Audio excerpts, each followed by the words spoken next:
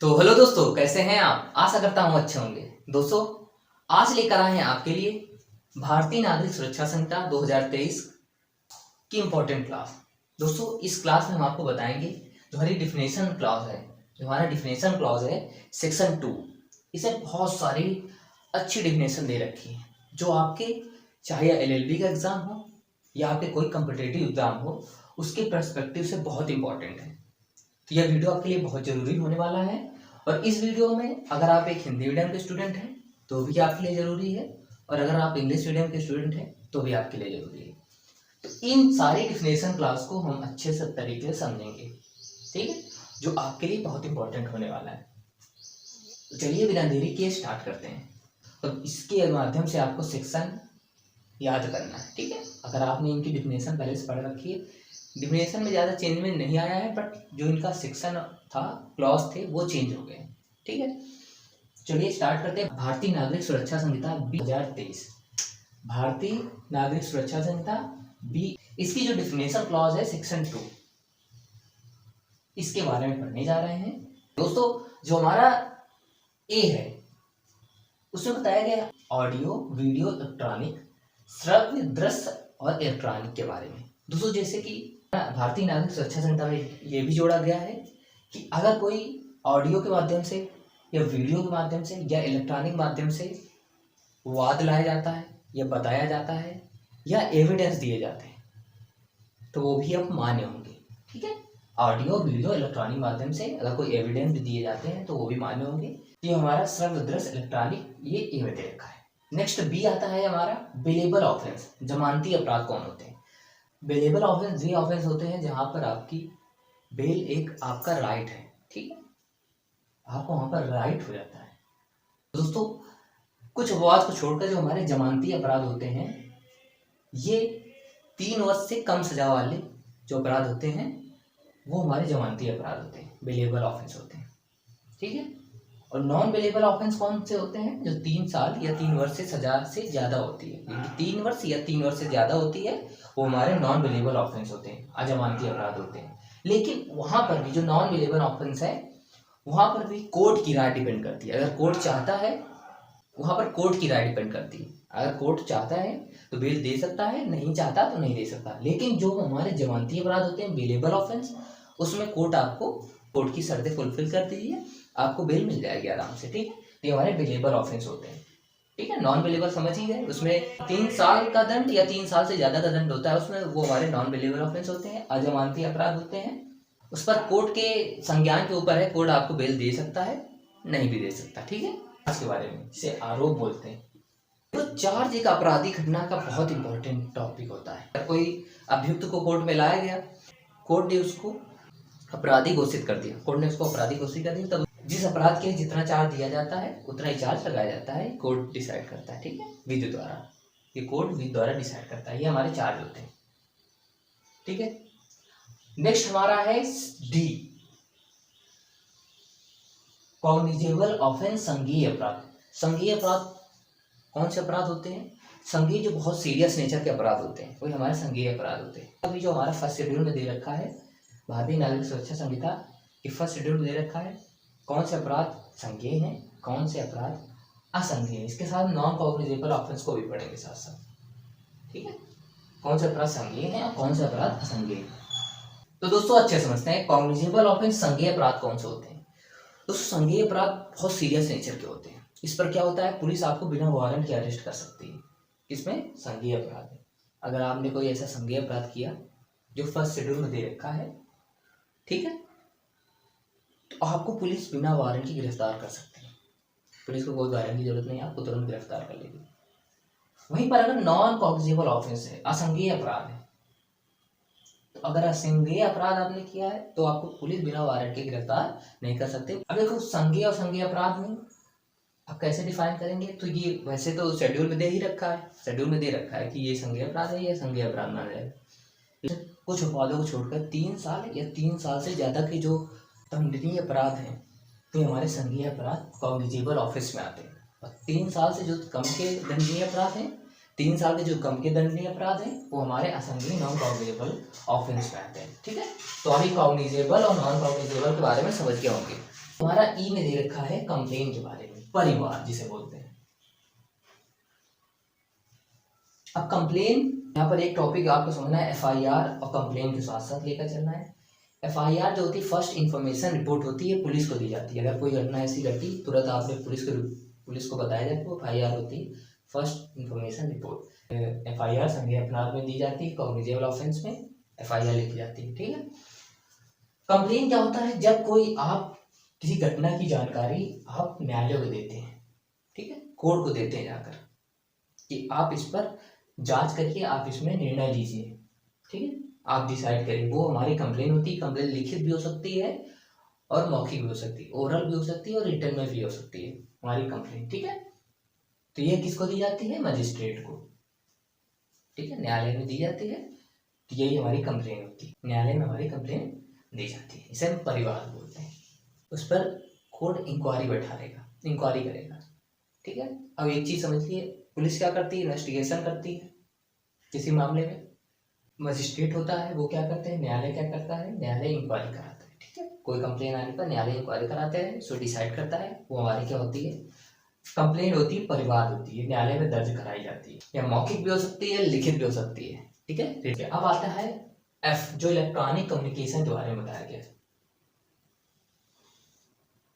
Electronic communication के बारे में ये है कि इलेक्ट्रॉनिक संसूचना, आप इलेक्ट्रॉनिक के माध्यम से संसूचना भेज सकते हैं। आप कॉल करके किसी घटना की जानकारी दे सकते हैं, आप वीडियो कॉल करके जानकारी दे सकते हैं, मेल लिखकर जानकारी दे सकते हैं, ठीक है। तो ये हमारे इलेक्ट्रॉनिक कम्युनिकेशन के बारे में, इलेक्ट्रॉनिक संसूचना द्वारा आप किसी भी घटना के बारे में जानकारी दे सकते हैं, ठीक है। ये भी जोड़ दिया गया है, वो भी मान्य होगा, समझ में आया।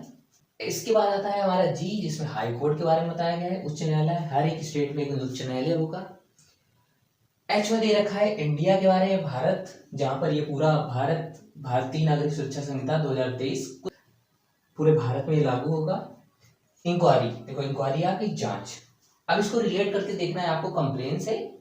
उसके बाद है इन्वेस्टिगेशन, जिसको आपको रिलेट करना है एफआईआर से।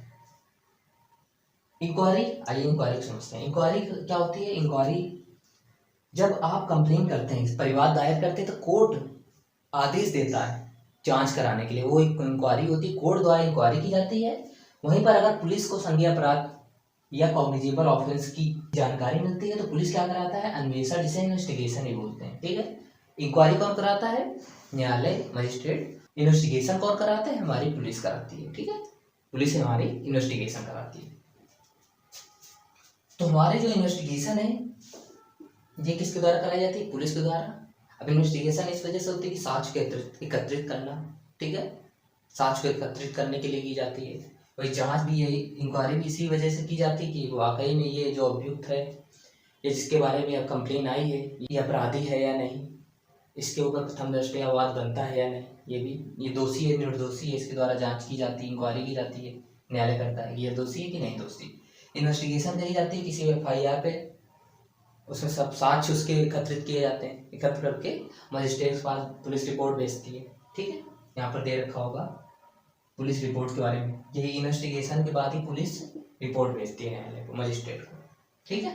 इतना आप समझ गए होंगे। तो आप इंक्वायरी और इन्वेस्टिगेशन दोनों के बारे में समझ गए होंगे। अब आते हैं जुडिशियल प्रोसीडिंग, न्यायिक कार्रवाई क्या होती है, जो न्यायालय द्वारा की जाती है। न्यायालय द्वारा जो न्यायिक कार्रवाई होती है हमारी जुडिशियल प्रोसीडिंग होती है। इसमें क्या क्या आता है, इसमें तुम्हारा इंक्वायरी भी आती है, इसमें ट्रायल भी आते हैं, ये सब क्या होते हैं, ये हमारी न्यायिक कार्रवाई होती है, जिसमें विचारण भी होते हैं, जांच भी होती है, ठीक है।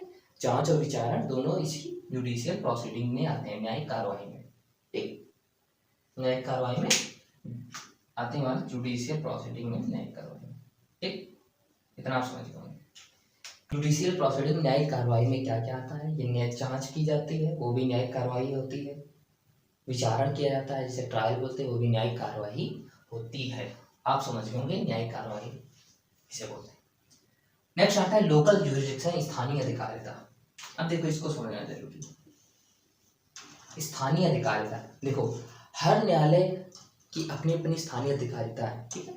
हर मजिस्ट्रेट की अपनी अपनी स्थानीय अधिकारिता है कि यहाँ तक इस क्षेत्र में जितने भी विवाद होंगे, जितने भी, वो पूरा एक इस न्यायालय के क्षेत्राधिकार में आएगा, ठीक है। कुछ भी घटना इस क्षेत्र में होती है तो इस न्यायालय के क्षेत्र अधिकार में आ रहा है, तो यही न्यायालय इस घटना को सुनेगा, इस पर निर्णय देगा। अपने इस क्षेत्र से बाहर नहीं जा सकता, ठीक है। अपने इसी क्षेत्र में पूरा वाद को सुनेगा, वाद में निर्णय देगा। यही हमारा लोकल ज्यूरिडिक्शन, स्थानीय क्षेत्राधिकार के बारे में बताया। स्टेट हर एक न्यायालय का अपना अपना क्षेत्राधिकार निश्चित होता है, ठीक है। वो अपने क्षेत्राधिकार में कार्य करता है।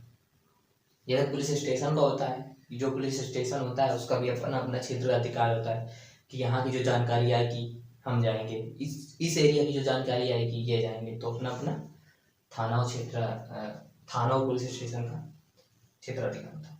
नॉन कॉग्निजेबल ऑफेंस एम में दे रखा है, इसको हमने समझा ही दिया। असंज्ञेय अपराध होते हैं जिसमें पुलिस आपको बिना वारंट के अरेस्ट नहीं कर सकती, इसके लिए वारंट चाहिए होता है। और ये 3 साल से कम के अपराध होते हैं, ठीक है। 3 साल से कम की सजा होती है नॉन कॉग्निजेबल ऑफेंस में। कॉग्निजेबल ऑफेंस 3 साल से मृत्युदंड तक कितना भी हो सकता है।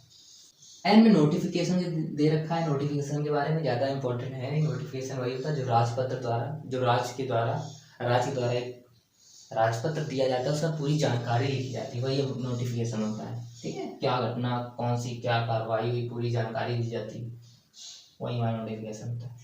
अब आते हैं ऑफेंस। अपराध क्या होता है? अपराध क्या होता है? जो किसी विधि द्वारा कोई कार्य दंडनीय है, ठीक है।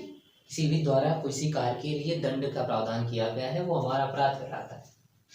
कोई आप कार्य कर रहे हैं, अगर वो दंडनीय है किसी विधि द्वारा, तो आप वो ऑफेंस है, अपराध कर रहे हैं आप। तो कोई भी कार्य करिए तो आप पहले देख रहिए कि ये ऑफेंस तो नहीं है, ठीक है। किसी भी द्वारा दंडनीय हो आप कर रहे हैं, ठीक है, तो बाद में आपको भुगतना पड़े। टी में दे रखा है ऑफिसर इंचार्ज, पुलिस थाने का भारसाधक अधिकारी। वो भारसाधक अधिकारी होता है जो आपके FIR, आपकी जो आप जानकारी देते हैं उसको वो नोट डाउन करता है, ठीक है। वही हमारा भारसाधक अधिकारी होता है, भारसाधक अधिकारी। अब भारसाधक अधिकारी नहीं है तो उसके जो जूनियर होते हैं वो आपकी FIR लिखेंगे, ठीक है, वो पूरी जानकारी लिखेंगे। अब देखो जानकारी लिखने के बाद वो आपको बताएंगे भी, वो पढ़कर सुनाएंगे, ठीक है, कि हमने लिखा गया है। ऐसा नहीं कि आप कुछ बोल रहे हैं उन्होंने कुछ लिख दिया, आप कह सकते हैं कि पढ़ के सुनाइए। पहली बात तो उन्हीं का दायित्व है कि आपको पढ़ के सुनाए, लेकिन अगर नहीं सुनाते तो आप कह सकते हैं, पूछ सकते हैं। उसकी एक कॉपी आपको देंगे, प्रतिलिपि, जिसे फोटो कॉपी, हमने ये लिखा, ये किया, ठीक है। ये ऑफिसर इंचार्ज का काम होता है। प्लेस स्थान वो होता है जहाँ पर किसी घटना हुई है, उस घटना का समय काल उसी स्थान पर डिस्क्राइब करना होता है। इस स्थान पर इस घटना का प्रकरण हुआ है। प्लीडर क्या होता है? जो न्यायालय में वकील जिसे बोलते हैं, किसी विधि द्वारा अधिकृत होना चाहिए, ठीक। इसके बाद एक पुलिस रिपोर्ट, हमने देखो बताया था पुलिस रिपोर्ट इन्वेस्टिगेशन करने के बाद पुलिस ने पूरे साक्ष्य एकत्रित कर लिए। एकत्रित करने के बाद पुलिस ने क्या किया? वो एक रिपोर्ट बनाई और वो मजिस्ट्रेट को भेज दी, वही हमारी पुलिस रिपोर्ट कहलाती है। उसमें पुलिस रिपोर्ट में होता क्या क्या है? अक्यूज का नाम, जगह, किस अपराध हुआ है उसका वर्णन, ठीक है, साक्षियों के नाम जो वहाँ पर जिन्होंने अपनी अपनी जानकारी दी, सबका पूरा बायोडाटा करके पुलिस मजिस्ट्रेट को भेज देती, वही हमारी पुलिस रिपोर्ट कहलाती है। नेक्स्ट आता है पुलिस स्टेशन। स्टेट द्वारा जो जगह को पुलिस स्टेशन के लिए अधिकृत किया जाता है वही हमारा पुलिस स्टेशन कहलाता है, ये स्टेट द्वारा किया जाता है। अब आती है पब्लिक प्रोसिक्यूटर, लोक अभियोजक के बारे में। लोक अभियोजक क्या होता है? लोक अभियोजक उसे बोलते हैं जो स्टेट के लिए वाद लड़ता है, दायर करता है, सब कुछ करता है, स्टेट के लिए अपील करता है सरकार की तरफ से, ठीक है। तो जब कोई अपराध होता है तो वही पब्लिक प्रोसिक्यूटर होते हैं, वही पब्लिक प्रोसिक्यूटर जो विक्टिम की तरफ से लड़ते हैं, ठीक है। क्योंकि कोई भी अपराध स्टेट के खिलाफ होता है, किसी इंडिविजुअल पर्सन के खिलाफ नहीं होता। अगर कोई अपराध होता है, सामाजिक शांति भंग करता है, तो एक स्टेट के खिलाफ होता है। तो लोक अभियोजक क्या होता है? स्टेट की तरफ से कोई वाद लड़ना या अपील करना, कुछ भी, सब लोक अभियोजक का कार्यक्रम होता है, ठीक है, लोक अभियोजक का कार्य होता है। इसी वजह से विक्टिम की तरफ से लोक अभियोजक होता है, जिसे सरकारी वकील भी बोलते हैं। आप ये समझ सकते हैं कि पब्लिक प्रोसिक्यूटर। सब डिवीजन किसे बोलते हैं? अगर किसी एक खंड है, एक पीठ है, उसके एक सब पीठ बना दी, ठीक है, एक, तो उसे उपखंड बोलते हैं, सब डिवीजन। नेक्स्ट आता है समन केस। डब्ल्यू में दे रखा है सम्मन केस के बारे में। सम्मन केस वे केस होते हैं कि अगर ऐसा अपराध जिसके लिए दंड के प्रावधान में 2 साल से कम का प्रावधान है सजा का, तो उसमें सम्मन केस होते हैं। अब इसी के साथ वारंट केस देख लीजिए। वारंट केस पे होते हैं 2 साल से ज्यादा सजा दे रखी है, उसमें न्यायालय वारंट जारी कर सकता है, वो वारंट केस होते हैं। ठीक है, जिसमें 2 साल से ज्यादा का दंड का प्रावधान है। और सम्मन केस होते हैं जिसमें 2 साल से कम का प्रावधान है। ठीक है, और इसमें 2 साल से ज्यादा, 2 साल से कम। अब विक्टिम क्या होता है? विक्टिम होता है जब किसी एक्यूज के कार्य के द्वारा, ठीक है, वर्क या मिशन के द्वारा जिस व्यक्ति को हानि होती है, ठीक है, वही हमारा विक्टिम होता है, पीड़ित व्यक्ति होता है। पीड़ित व्यक्ति में उसके परिवारजन भी आते हैं। ठीक है, तो ये हमारे विक्टिम होते हैं, जो किसी एक्यूज द्वारा या किसी अपराधी या व्यक्ति द्वारा हानि हुई है जिसकी, हमारा विक्टिम होता है। तो दोस्तों, अगर आप हमारे जो कई वीडियोस दे रखे हैं यूट्यूब पर, उसकी अगर आपको पीडीएफ चाहिए तो आप टेलीग्राम चैनल में ज्वाइन हो जाइए, वहाँ से आपको पीडीएफ मिल जाएगी। कई वीडियो दे रखे हैं चैनल पे। अगर आप इंस्टाग्राम चलाते हैं तो आप हमें इंस्टाग्राम में फॉलो कर सकते हैं। अगर आप चलाते हैं, नहीं चलाते तो कोई दिक्कत नहीं, आपको लिंक डिस्क्रिप्शन में मिल जाएगा, आप वहाँ से फॉलो कर सकते हैं। ठीक है दोस्तों, आप बहुत जल्दी से इसको पूरा एक रिवीजन कर लेते हैं। दोस्तों, इसका बहुत जल्दी से बिल्कुल रिवीजन कर लेते हैं, जैसे कि आपको रिवीजन हो जाए। डेफिनेशन 2A में ऑडियो वीडियो इलेक्ट्रॉनिक श्रव्य दृश्य इलेक्ट्रॉनिक दे रखा है। बी में दे रखा है बेलेबल ऑफेंस जमानती अपराध। सी में दे रखा है चार्ज जिसे आरोप बोलते हैं। डी में कॉग्निजेबल ऑफेंस संज्ञेय अपराध। ई में कंप्लेन परिवाद। एफ में इलेक्ट्रॉनिक कम्युनिकेशन इलेक्ट्रॉनिक संसूचना। जी में हाई कोर्ट उच्च न्यायालय। एच में इंडिया भारत। आई में इंक्वायरी जांच। जे में इन्वेस्टिगेशन अन्वेषण। के में जुडिशियल प्रोसीडिंग न्यायिक कार्यवाही। एल में लोकल जुरिडिक्शन स्थानीय अधिकारिता। एम में नॉन कॉग्निजेबल ऑफेंस असंज्ञेय अपराध। एन में नोटिफिकेशन अधिसूचना। ओ में ऑफेंस अपराध। पी में ऑफिसर इंचार्ज पुलिस थाने का भार साधक अधिकारी। क्यू में प्लेस स्थान। आर में प्लीडर वकील। एस में पुलिस रिपोर्ट। टी में पुलिस स्टेशन पुलिस थाना। यू में पब्लिक प्रोसिक्यूटर लोक अभियोजक। वी में सब डिवीजन उपखंड। डब्ल्यू में सम्मन केस सम्मन मामला। एक्स में विक्टिम पीड़ित। वाई में वारंट केस वारंट मामला। तो दोस्तों, आशा करता हूँ आपको समझ में आ गया होगा। ठीक है, आपने रिवीजन भी कर लिया होगा।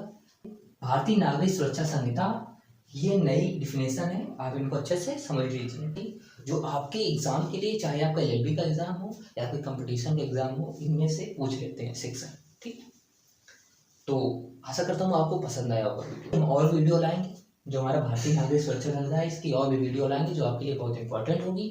अगर वीडियो पसंद आया है तो वीडियो को लाइक करिए, चैनल में नए तो सब्सक्राइब कर लीजिएगा।